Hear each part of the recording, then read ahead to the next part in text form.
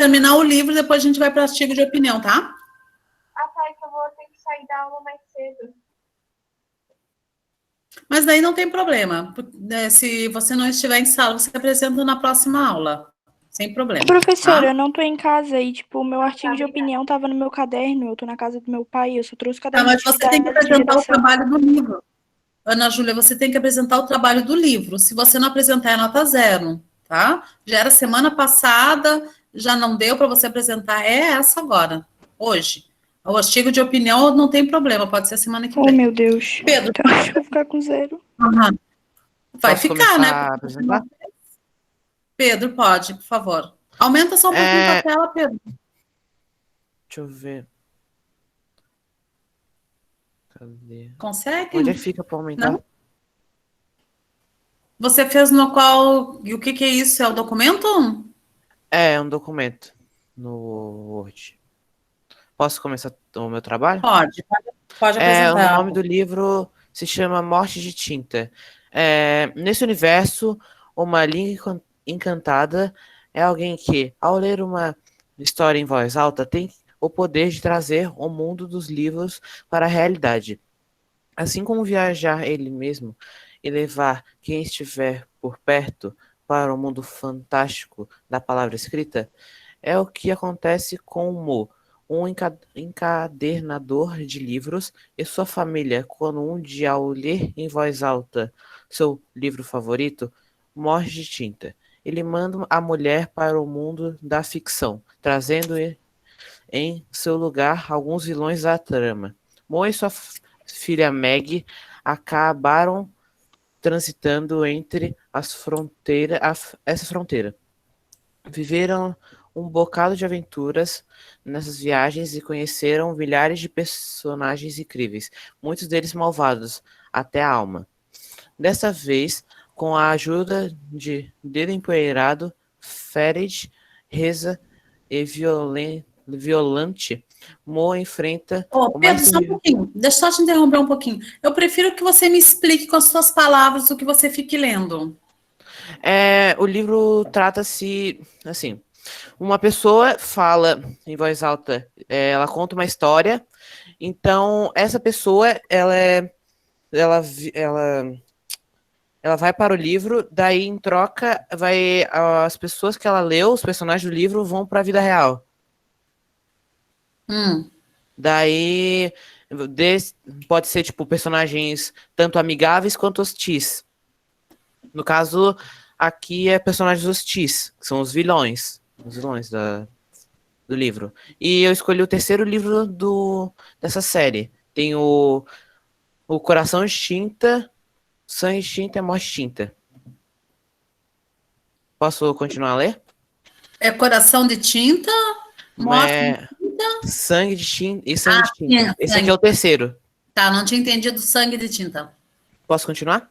É que eu prefiro que você fale do que você leia, tá? Porque eu não estou conseguindo acompanhar a leitura, porque tá muito pequenininha a letra. Então, se você quiser só explicar para mim, tá ótimo também. Mas, então, esse é o resumo do livro que eu fiz aqui. Certo. Daí a data de publicação, 28 de setembro de 2007. A autora é a Cornélia Funk, ilustradora é Cornélia Funk, gênero ficção juvenil e literatura fantástica. Os personagens, Maggie Folchart, um dos protagonistas da série é a filha de Mortimer Folchart, Dustfinger, que é o Dedo Empoeirado, personagem do livro anterior, que veio pro último livro. Mortimer Folchart é o protagonista principal. Ferid, personagem do livro anterior também. E Orpheus é um personagem secundário que aparece no meio da história. Também tem o filme, que é o Coração de Tinta. É um homem com habilidade de dar vida a personagens de livros acidentalmente convoca um dos vilões mais perversos da literatura. Agora ele tem que enviar o vilão de volta para o seu mundo, antes que seja tarde demais. Tá, mas você fez o Morte de Tinta, né? Sim, daí também tem um livro que também é o mesmo conceito, só mudam os personagens. Também tem os personagens do livro. Tá. Eu fiz também. Não é a mesma coisa. O Morte de Tinta e Coração de Tinta, se eu pesquisar, não é a mesma coisa. Sim, mas é o mesmo. É o mesmo livro, só que com personagens diferentes, mas tem alguns personagens que aparecem no Morte de Tinta também. É como se fosse uma sequência um do outro? Sim, uma sequência. Tá bom. Data de lançamento 25 de dezembro de 2008. Direção Lion Softly. Música composta por Javier Navarrete. Edição Martin Wash. Autores Cornélia Funk, David Leeson Abarei e Gary David Goldberg. Muito Também bem. tem os personagens principais do filme, e os atores, Brendan Fraser. Não, mas que no fez- filme não, só do livro. O filme eu não tenho interesse, só do livro. Tá, então vou falar sobre a autora. Pode falar. Biografia. Cornélia nasceu em 1958 na cidade alemã de Dorsten, no estado da Renância do Norte Westfália, na então Alemanha Ocidental, filha de Hausen Hens e Elmi Funk. Quando criança, queria se tornar astronauta e o piloto de avião. Mas depois decidiu estudar pedagogia da Universidade de Hamburgo.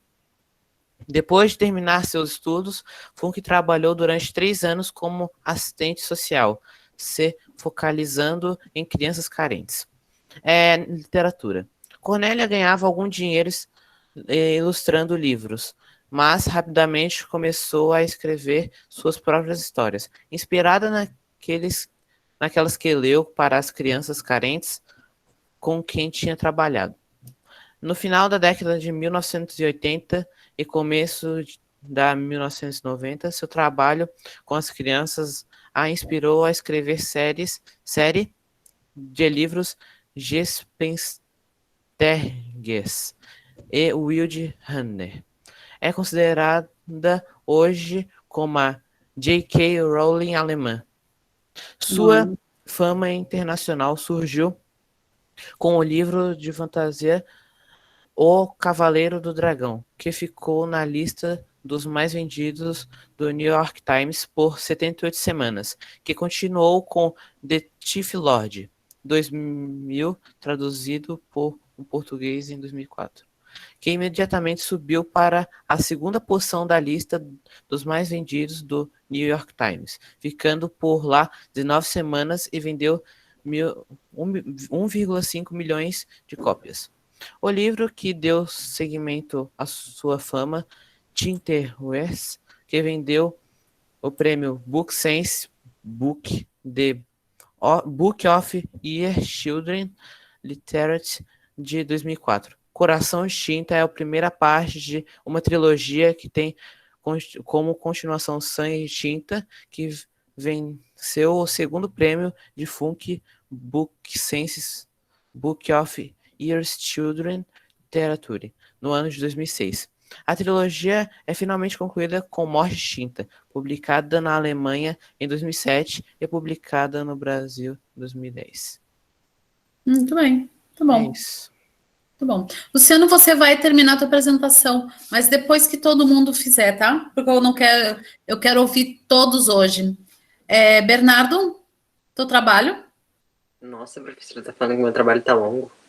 Não. É que eu quero pegar uns hoje, se eu der mais tempo, dá tempo de fazer. Bernardo? Nossa, Tá, professora, deu rir. Bernardo, 0. Ana Júlia, teu livro? Ana Júlia? Professora, eu não vou conseguir apresentar. Por quê? É que eu não tô em casa, só tô com meu celular. Eu vim pra casa Mas do você meu fez pai. o trabalho do livro? Mas se você fez o trabalho do livro? Não, porque eu tô sem meu Fez, Ana computador. Mas você fez o trabalho do livro, o prof está perguntando? Não. Eu tô sem meu Ah, computador, então. eu não consegui fazer.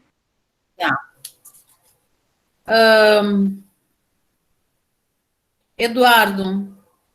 Eduardo tá aí? Aham, eu tô. Podes apresentar o teu, Eduardo? Eu vou sair pelo meu celular e entrar pelo meu computador, tá, professora? Tá bom. Pra começar a apresentação. Tá. Não, gente, assim, é muito tempo para vocês fazerem as atividades dos trabalhos, faz tempo que vocês estão programados, e aí vocês não fazem o trabalho, né? Faz mais ou menos mais de um mês, né? É mais de um mês, isso aí, Larissa? Mais ou menos 1 mês e meio. Faz tempo. Quando vocês começaram a ler, eu já falei, né? A hora que quiser, Eduardo pode começar.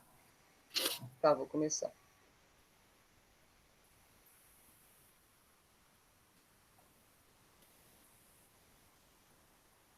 Tá apresentando? Está começando. Pode apresentar.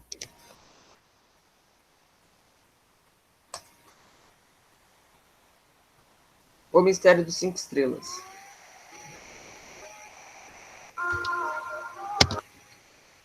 O livro. O Mistério dos 5 Estrelas. O áudio. O Mistério dos 5 Estrelas é um livro do escritor Marcos Rey, lançado originalmente no ano de 1981. Atualmente já foram vendidos mais de 3 milhões de exemplares, sendo presença obrigatória nas bibliotecas, escolas públicas e particulares de todo o país. O autor. Edmundo Donato, mais conhecido pelo seu pseudônimo Marcos Rey, foi um escritor e roteirista brasileiro. Marcos foi também redator de programas de televisão. Adaptou os clássicos A Moreninha de Joaquim Manuel de Macedo em forma de telenovela e O Sítio do Pica-Pau Amarelo. O Mistério dos 5 Estrelas, de Marcos Rey. A história. Olá, sou Leonardo, personagem principal da história. Vou ser eu contar tudo o que aconteceu no livro. Eu trabalho em um hotel chamado Imperial Park Hotel, lugar onde estou agora, e é aqui onde tudo começou. Essa história começa quando o Barão, homem muito rico e caridoso que é morador do hotel, me chama para comprar jornais para ele. Quando ele falava sobre jornais na porta do seu apartamento, avistei um anão andando dentro do seu quarto. Quando cheguei ao quarto para entregar os jornais, vi que havia um corpo debaixo da cama e o Barão estava sujo de sangue em seu terno. Então eu pensei que o corpo poderia ser do anão. Então depois do ocorrido, me dirigi direto à portaria, onde estava Guima, meu melhor amigo. Ao chegar na portaria, contei tudo o que aconteceu. E perguntei ao Guima se o Barão tinha como visita em seu apartamento. E falei a ele que o corpo que eu acabava de ter visto podia ser do anão. Ele me disse que eu deveria estar louco, começou a rir. Insisti para ele conferirmos o ocorrido. Ele aceitou e fomos. Nós ficamos esperando a hora da limpeza para entrar, mas quando entramos, no quarto não havia nada. No dia seguinte, fui à procura do corpo. Então pensei que quando tinha de tirar o corpo do hotel, seria pelos carrinhos de lençóis. Procurei em todos, mas nada achei. Então eu vi que uma das portas de carrinho estava fechada. Eu arrombei e encontrei o corpo lá. Quando eu fui sair para chamar o Guima e o gerente do hotel, alguém havia me dado um golpe de judô e acabei desmaiando. Quando acordei, o corpo não estava mais lá. Então chamei Guima e fomos à sala do gerente. Eu e Guima fomos até lá e contamos todos os fatos, mas havia vários objetos desaparecidos no hotel. O gerente desconfiou de mim sobre o que eu contei. Ele pensou que poderia ser uma história para despistar os roubos. Ele me revistou e encontrou um isqueiro de ouro em mim e chamou a polícia e me demitiu. Claro que não fui eu que roubei o isqueiro, mas quando estava desacordado, botaram o isqueiro em mim para não atrapalhar o assassinato e ser demitido. Eu disse que não havia furtado nada e falei sobre o assassinato, e o policial disse que o Barão estaria envolvido nisso. Eu devia estar com problemas mentais e falou que eu tinha que voltar amanhã. Tinha um corpo chegando na delegacia, encontrado no rio. Quando avistei, vi que era o corpo do anão, que estava no apartamento do Barão. Até tentei falar com o policial, mas ele nem me deu bola. Eu fiquei com medo de ser preso, então não voltei na delegacia no dia seguinte. Tive que sair de casa com medo de ser preso pelo assassinato e fui morar na casa da minha tia e do meu primo Gino, que é cadeirante. Eu e Gino, Ângelo e Guima começamos a investigar e descobrimos que o comparsa do Barão é Hans, quem está infiltrado no hotel. Ele o ajudou. Isso explica eu ter desmaiado. Descobrimos que o anão morto era um traficante boliviano. Eu e Gino jogávamos xadrez e durante as partidas pensávamos nas pistas do assassinato. E com isso descobrimos todo o esquema do Barão, que era um traficante e o assassinato era para matar outro traficante, o anão boliviano. Os bandidos até se fingiram de jornalistas para me levarem a uma represa para me matarem afogado, mas escapei. Depois da fuga conversei com Guima e Gino e bolamos um plano de se fingirmos compradores de drogas e ir junto com a polícia à represa. Os ladrões confessaram todo o crime do assassinato e os de tráfico de drogas. Aí que tudo se complica para eles, pois estávamos com escutas e a polícia ouviu tudo. Eles invadiram a casa na represa e prenderam eles. Depois de prender os traficantes e limpar meu nome dos roubos do assassinato, ganhei meu emprego de volta e atualmente namoro Ângela e estou muito feliz com a minha vida agora. Essa foi a história do assassinato. E aqui estão as capas de edição de 1981 e a de 2008. esse é o trabalho. Muito bom. Eu li esse livro aí, eu gostei muito. Trabalhei muito tempo com ele para os alunos fazerem apresentações. Muito bom, parabéns. Emanuel, Oi, pode apresentar? posso? Eu vou compartilhar a tela.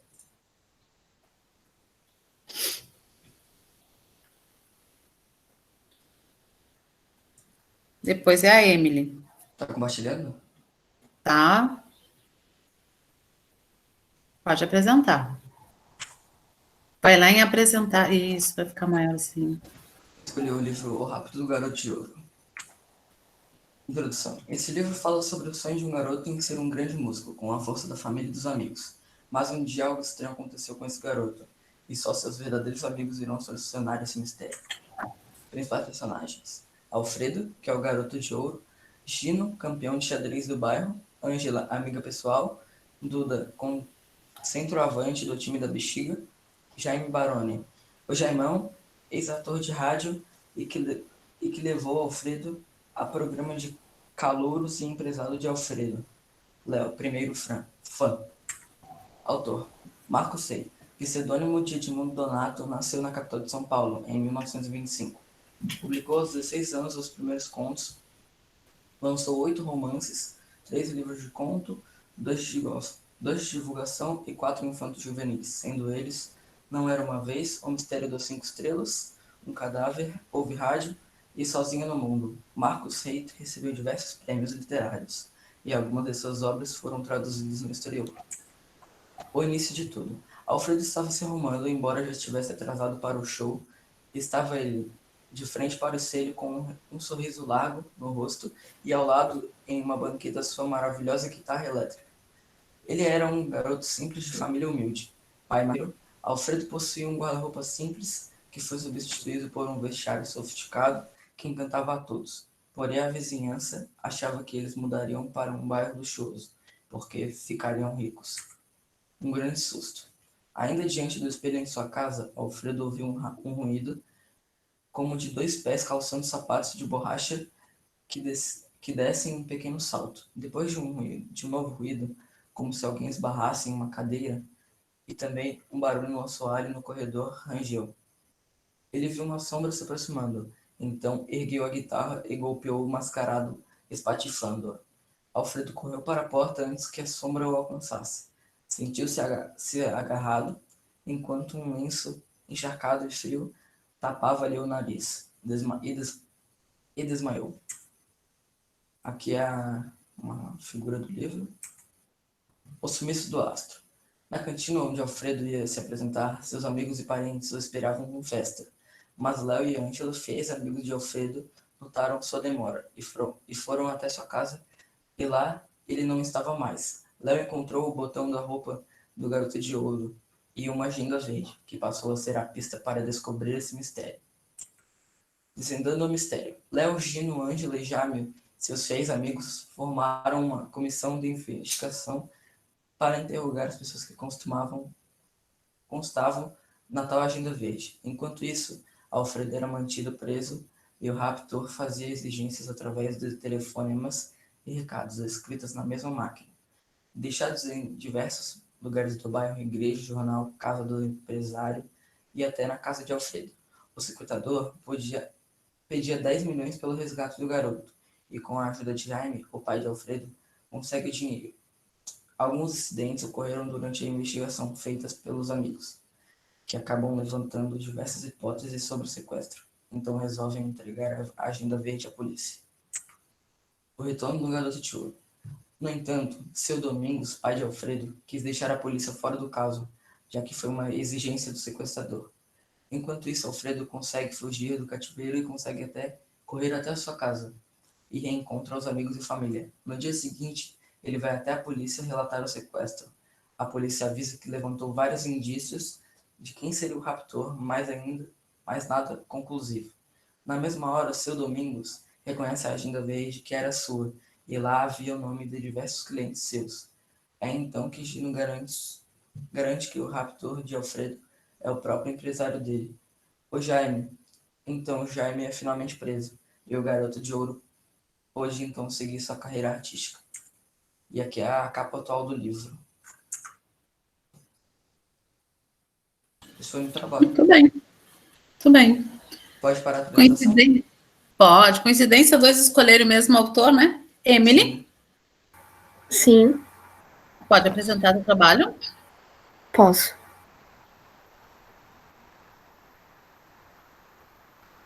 Sabe como fazer, senão eu te ajudo. Não, Vai ali onde está escrito apresentar agora. sim. Clica ali, vai aparecer tela cheia. A tela inteira? Isso, tela inteira, isso. Aí vai aparecer uma televisãozinha, clica nela e compartilhar. Tá compartilhando? Só um pouquinho, demora um pouco. Vai começar. Pode. Tá. Lá em cima onde está escrito. Isso, vai apresentar. Isso. Eu fiz o meu trabalho sobre o livro O Diário de Guantánamo, Os Prisioneiros e as Histórias que me contaram. Tá. Informações do livro. Número de páginas 318, número de capítulos 19. Foi editado por Larry Sims e o autor foi o Mohamedou Ould Selahi. E aqui eu botei 2 outras capas que ele teve. Tá.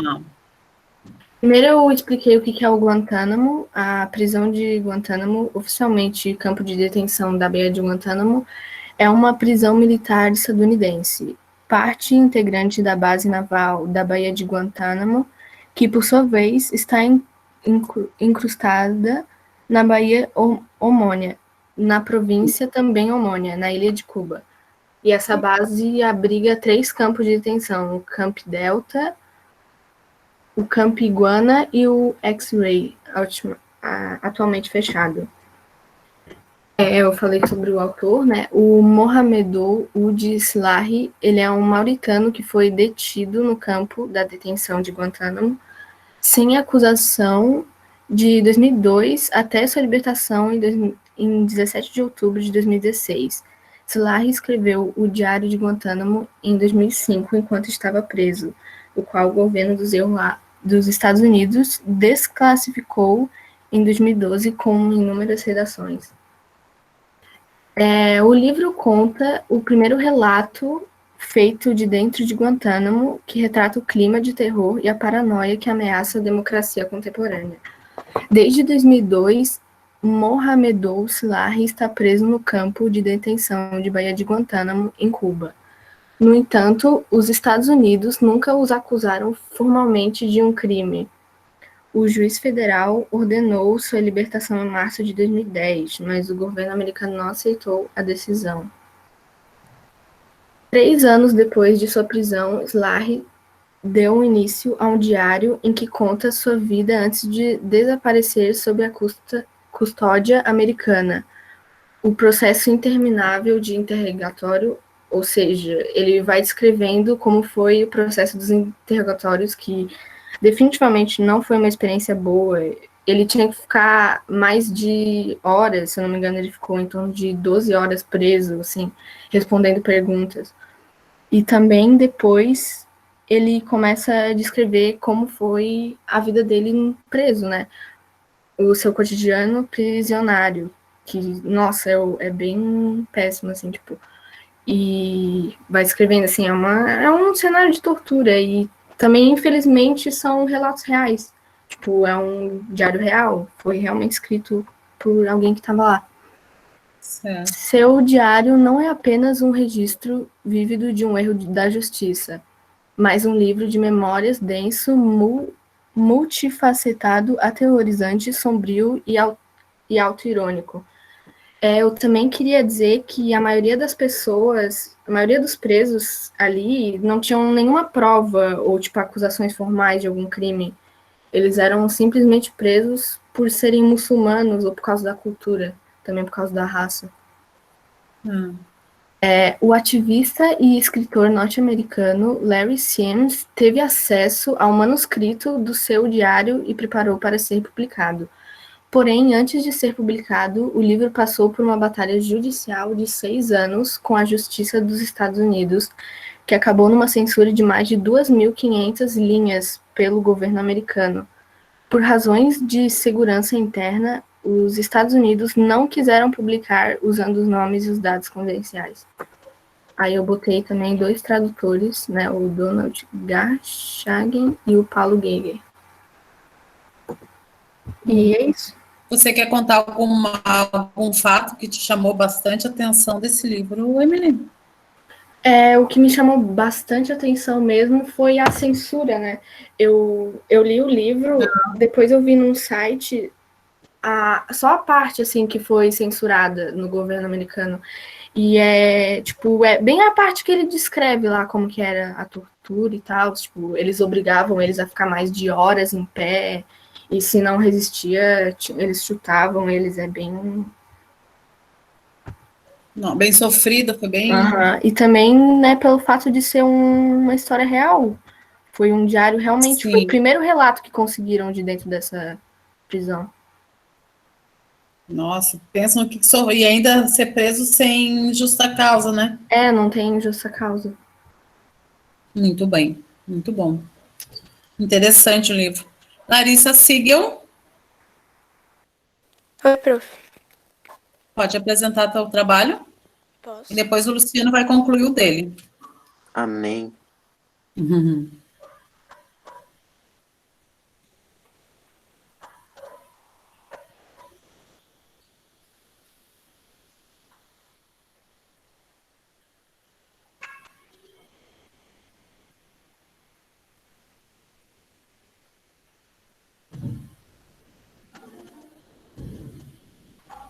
O livro que eu vou apresentar vai ser Toradora, e esses são os personagens principais.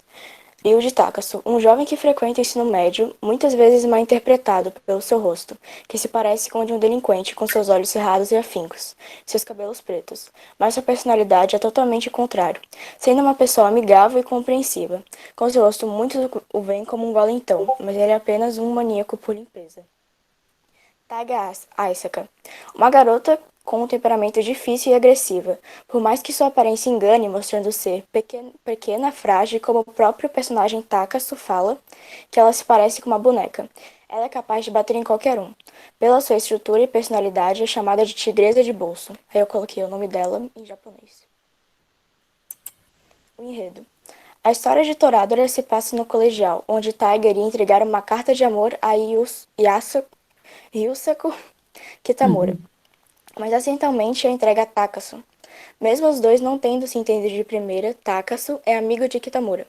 Ajuda Taiga a conquistar o menino que gosta, e em troca, a tigresa ajuda a garota a ficar com Minori Kushida, ou seja, eles fazem uma troca, um ajuda o outro a ficar com seus amigos. A história se desenvolve e os personagens vão descobrindo mais de si mesmos e evoluindo, tanto em mente como em decisões. Além de amadurecerem, os produtores conseguirem demonstrar muito bem, tanto na escrita como no anime. Uma das coisas que os dois jovens mais faziam juntos eram as refeições. Takasu é um ótimo cozinheiro e Taiga se aproveita disso e se alimenta das comidas do garoto. Alguns desenvolvimentos da história mostram os planos feitos para a tigresa conquistar o rapaz que gosta, mas todos eles falham, como resultado deixando Takasu e Aisaka mais próximos e apaixonados. Mesmo Aisaka tendo uma personalidade difícil, o garoto a compreende e ajuda a ser mais sociável, e é nessa parte que Taiga descobre o que realmente sente.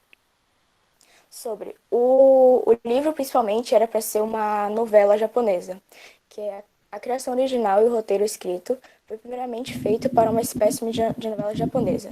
Aí depois veio o mangá, primeiro veio o livro, depois o mangá, que o mangá é normalmente uma história em quadrinhos sem cor. E por fim veio finalmente o anime, desculpa, que estreou em 2 de outubro de 2008. Notas. O Kitamura é um garoto da classe de Ryuji e é seu melhor amigo. Yusaku usa óculos e tem uma personalidade intelectual. E é o garoto por quem Taiga tem uma paixonite. Durante o tempo que ficou como vice-presidente do conselho estudantil, ele acaba se apaixonando pela presidente Sumire Kano. Minori Kushida. Minori é a garota de classe de Ryuji. Além de ser a melhor amiga de Taiga, a garota sempre está sorrindo e feliz. Apesar de parecer andar com a cabeça nas nuvens, Minori mais tarde revela o amor que sentia por Yuji, mas não obtém muito sucesso. Desenvolvedores. A autora é a Yuyuko Takemiya, o ilustrador se chama Yasu, e as empresas por onde foi publicado é a SCC Media Works e a Denkigi Bunko. Esses são os personagens principais. O Takasu com a sua aparência de um valentão e a Asuka sempre com a cara fechada. E esse foi meu trabalho. Muito bem, diferente, gostei. Diferente história. Bem. Muito bem. Luciano, você pode concluir a apresentação, porque eu acho que ainda falta a metade dela, né? Pelo jeito. Falta 13 slides. Isso, pode fazer. Agora você tem até o final da aula para apresentar o seu trabalho. Tá.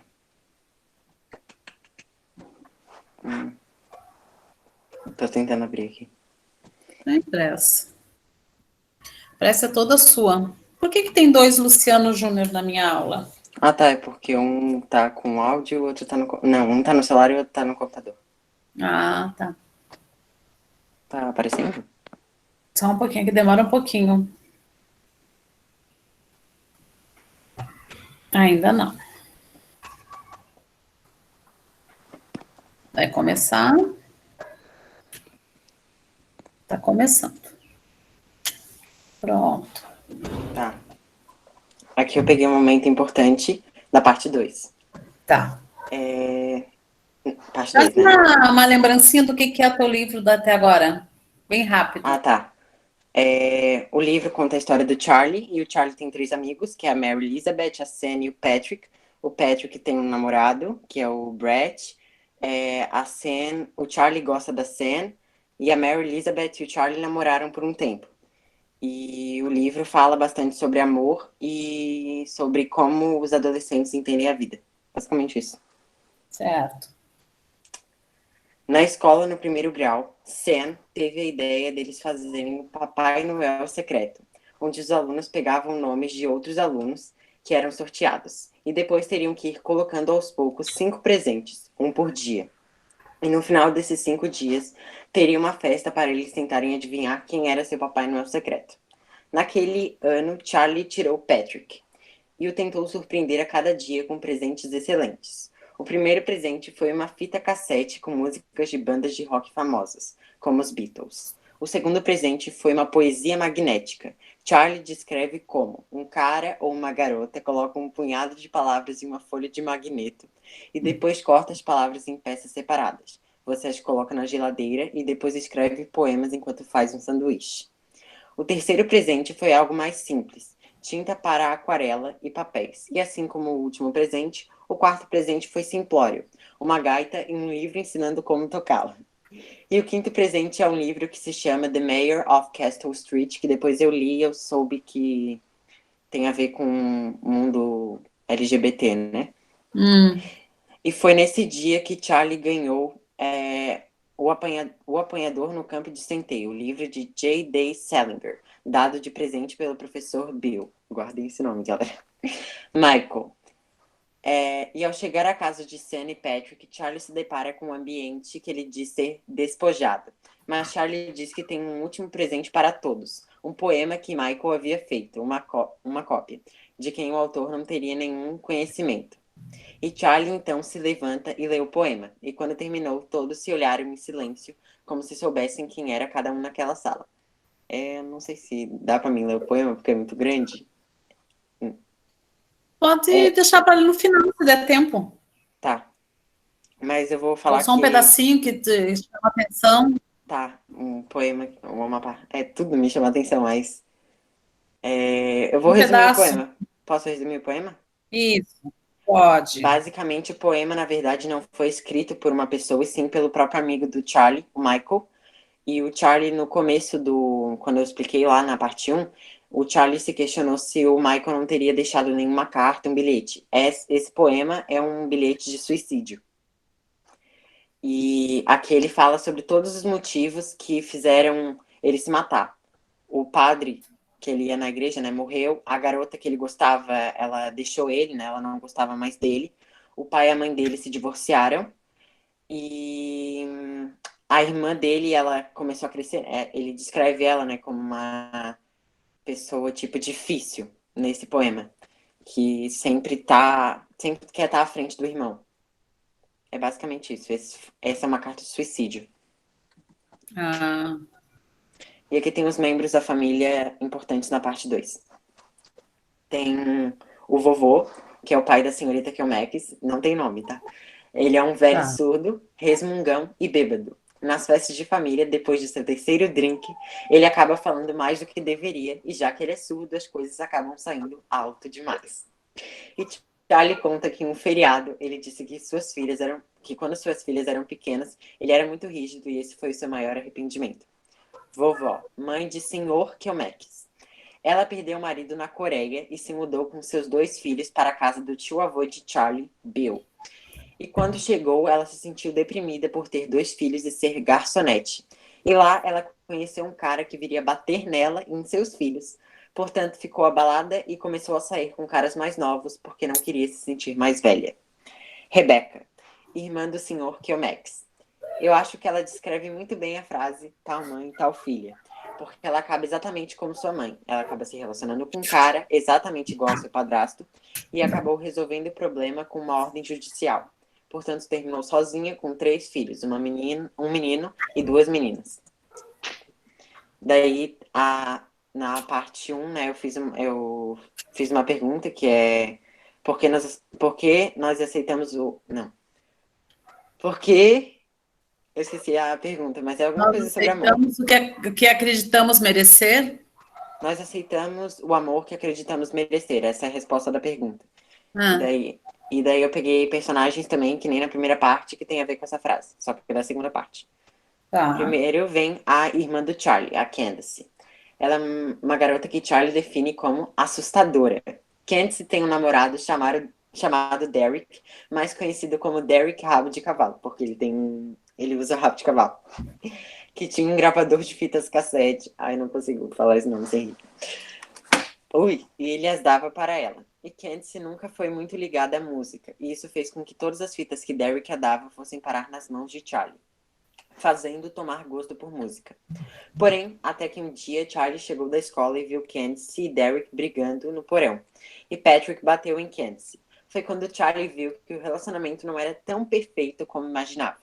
E Candace pediu a Charlie que ficasse quieto, porém Charlie não conseguiu fechar a matraca e acabou fazendo Derek dançar com seu rabo de cavalo.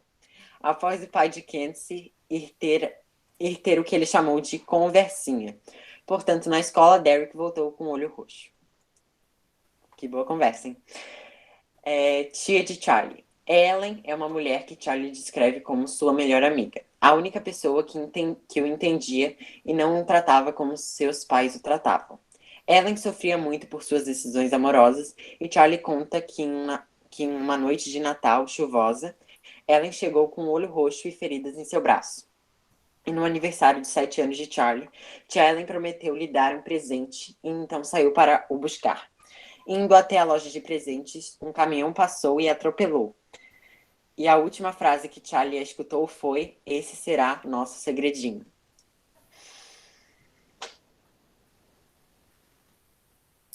Acabou assim? Luciano? Luciano? Acho que a internet dele caiu, prof. Mas ele tá aqui ainda, não? Ah, meu Deus. Ele acabou de cair, literalmente. Caiu? Então, enquanto ele dá uma volta, enquanto ele se recupera do tombo, vocês têm atividades no caderno de redação da página 21 à página 26, tá? Da 21 a 26. É sobre biografia e autobiografia, que é o nosso próximo conteúdo. Aí no meio tem bastante texto, então por isso que parece ser muita coisa, tá? Vai até a número 13, letra E, que acaba na 27. Então, de 21 a 27, tá? Que pena que ele caiu. Vamos começar a fazer essas atividades, então, para que a gente possa, se ele retornar, ele termina o texto dele. Tá? Caderno de atividades, de redação, de produção textual,